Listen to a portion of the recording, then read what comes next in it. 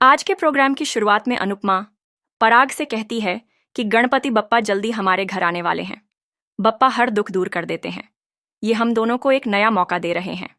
अब हमें इस विश्वास के साथ आगे बढ़ना होगा कि सब कुछ अच्छा होगा। पराग भी गणपति बप्पा का आशीर्वाद ले लेता है। पराग अनुपमा को बताता है कि मेरी बेटी के गृह प्रवेश का पल आ गया है। आप उसका गृह प्रवेश कीजिए। अनुपमा कहती है, आप घर जाइए और थोड़ा आराम कीजिए। प्रार्थना की टेंशन मत लीजिए।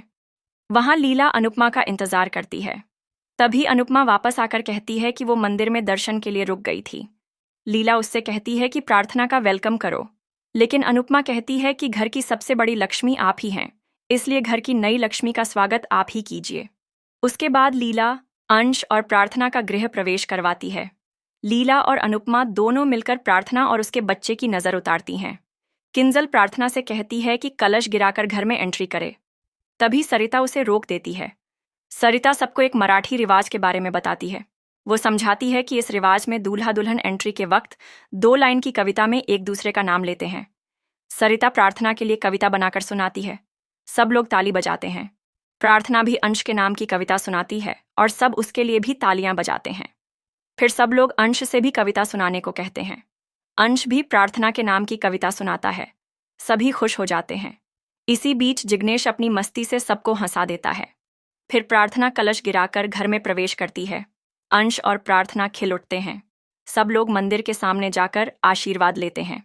अनुपमा दोनों से कहती है कि भगवान का शुक्रिया करो, क्योंकि दुख में वही उनका याद कर सकता है जो सुख में भी उन्हें याद रखता है।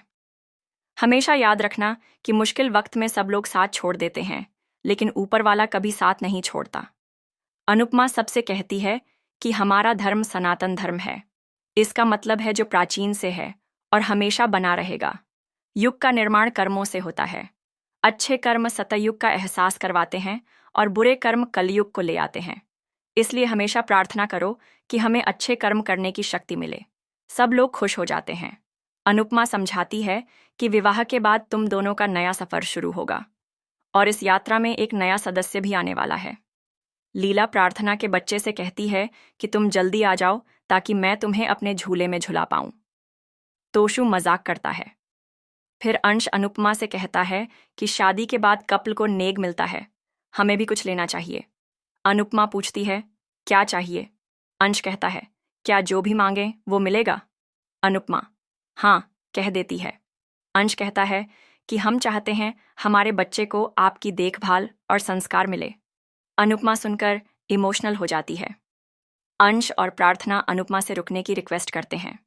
अनुपमा डांस रानी की तरफ देखती है और चुप हो जाती है। रात को अंश और प्रार्थना पानी पूरी खाते हुए दिखते हैं। दोनों के बीच ज्यादा पानी पूरी खाने का गेम चल रहा होता है। अंश कहता है, तुम माँ बनने वाली हो, इसी वजह से अनु ने तुम्हें बाहर जाकर पानी पूरी खाने की परमिशन दी। प्रार्थना कहती है, तुम हार जाओगे। अंश कहता है, प्यार का असली रंग यही है, जीत हो या हार दोनों अपनी होती है। दोनों हंस देते हैं। अंश कहता है, अब और देर मत करो, जल्दी मुझे पापा बनने दो। अचानक अंश के सिर पर डंडा लगता है और वो जमीन पर गिर जाता है। प्रार्थना चीख कर चिल्लाती है। तभी गौतम सामने आकर कहता है कि बच्चे का असली बाप वापस आ गया, अब तुम्हें बचाने कौन आएगा? उसी वक्त अनुपमा आती है और अंश को देखकर घबरा जाती है। गौतम प्रार्थना से कहता है कि मैंने तुम्हें पहले समझाया था, अगर तुम मेरी नहीं बनी तो किसी की भी नहीं बन पाओगी। प्रार्थना अनुपमा की तरफ चलती है, लेकिन गौतम उसके सिर पर जोर से वार कर देता है। अनुपमा दौड़कर प्रार्थना को संभालती है और उसे होश में लाने की कोशिश करती है। रो पड़ती है। गौतम कहता है, इसे कहते हैं 100 अनुपमा बेकार और एक गौतम गांधी काफी। मैंने एक ही वार में पूरा हिसाब चुकता कर दिया। अनुपमा का दिल कांप उठता है। गौतम कहता है, देखो तुम्हारी आंखों के सामने तुम्हारे दोनों लाडले अपनी आखिरी सांस ले रहे हैं। अनुपमा जोर से चीख उठती है। तभी वो इस खौफनाक सपने से जग जाती है। अनुपमा परेशान हो जाती है और सोचती है, शायद ये आने वाली मुसीबत का संकेत है। फिर वो खुद को संभालती है और कहती है, ऐसा कुछ नहीं होगा। वो पराग से बात करने का डिसाइड करती है। भगवान से प्रार्थना करती है कि मेरे बच्चों की हर मुसीबत मुझ पर आ जाए।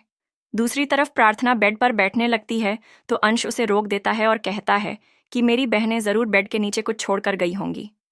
वो चेक करता है। कमरे के बाहर परी, राही और प्रेम वीडियो कॉल पर होते हैं। राही पूछती है, क्या कोई आवाज़ आई? परी कहती है, अभी तक तो नहीं। राही और प्रेम कहते हैं, सब सही जगह था तो आवाज़ क्यों नहीं आई? परी घबरा जाती है। तभी प्रार्थना के कंधे पर एक नकली छिपकली गिर जाती है। परी और राही का प्लान सफल हो जाता है। अंश और प्रार्थना घबरा जाते हैं। बाहर परी और राही खुश हो जाती है। इधर अंश और प्रार्थना हंसने लग जाते हैं। अंश कहता है, मैं अपनी बहनों को पहचानता हूँ, वो यहीं आसपास होंगी। परी निकल जाती है और अनुपमा आ जाती है। अंश बाहर आता है तो अनुपमा पूछती है, तुम दोनों ठीक हो? अंश घबराकर पूछता है, क्या हुआ? आप ठीक हो? अनुपमा कहती है, मैं ठीक हूँ, बस थोड़ी थकी हूँ। वो अंश को अंदर भेज देती है। फिर अनुपमा अंश और प्रार्थना के लिए भगवान से प्रार्थना करती है। दूसरी तरफ अंश और प्रार्थना खुश दिखते हैं। अंश कहता है, मैं कोई गिफ्ट नहीं लाया। प्रार्थना कहती है, तुमने मेरी जिंदगी संवार दी, मुझे और कुछ नहीं चाहिए। जो प्यार और रिस्पेक्ट मुझे यहाँ मिली, वो मुझे गौतम और उसके घर से कभी नहीं मिली। प्रार्थना खुश हो जाती है, लेकिन गौतम की बातें याद करके परेशान भी हो जाती हैं।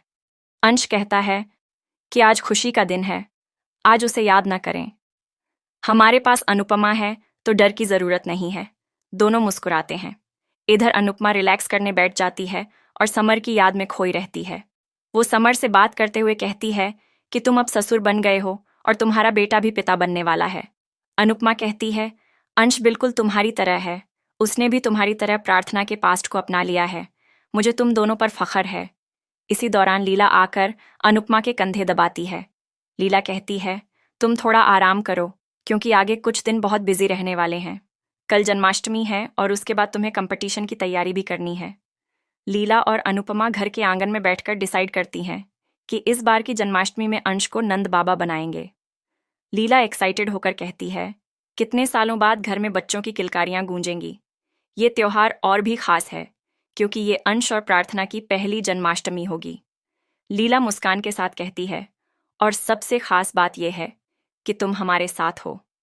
अनुपमा प्यार से कहती है कि मेरे लिए जन्माष्टमी की सबसे बड़ी याद ये है कि इसी दिन मेरे अनुज का जन्मदिन होता है। अनुपमा अनुज को याद करके खिल उठती है। उसे अनुज के साथ बिताए हुए अच्छे लम्हे याद आते हैं। पल भर में वो उन यादों में खो जाती है। अनुज की यादों में डूबी अनुपमा की आंखों से भावनाएं झलकने लगती हैं। और इसी नज़ारे के साथ एपिसोड खत्म हो जाता है।